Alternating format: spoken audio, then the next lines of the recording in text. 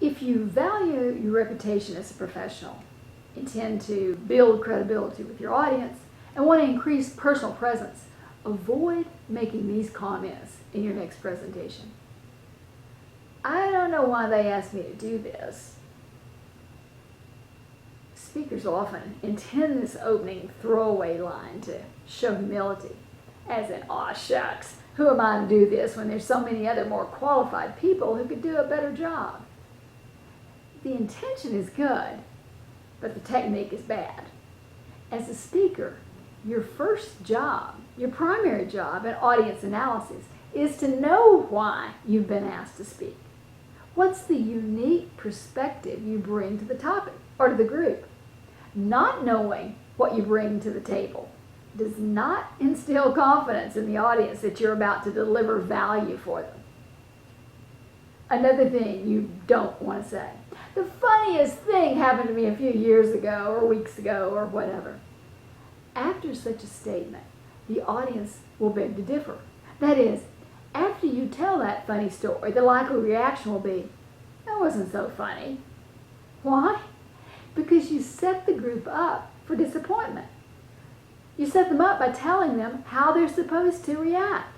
If you say the saddest thing, the strangest thing, the shocking thing, never tell audience members how they should react. Just tell your story and let them react.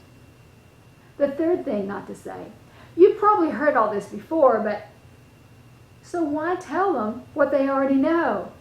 This comment is typically offered as an apology when presenters think, incorrectly, that they must give context and background information to get a few people up to speed before delivering their main point. Providing context does not mean repeating known information. The statement merely warns the audience to tune out for a time, not something you want. The fourth statement. I know you can't see this, but what it shows is, referring to a visual. If they can't see it, don't show it. A fifth thing not to say. Are there any questions? This closed-ended question implies that there may not be any questions. When asked with closed body language and very little eye contact, many audience members actually hear it to mean, you don't have any questions, do you? If you want to encourage questions, use phrasing that implies there will be some, such as, what questions do you have? And 6, well, that wraps it up. That's all I've got today.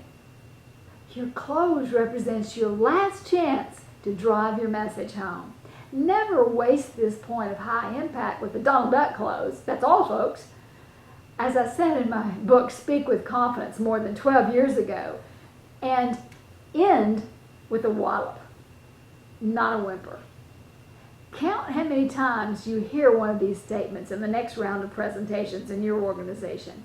Then consider them wasted opportunities. Opportunities to persuade an audience, not make them tune out.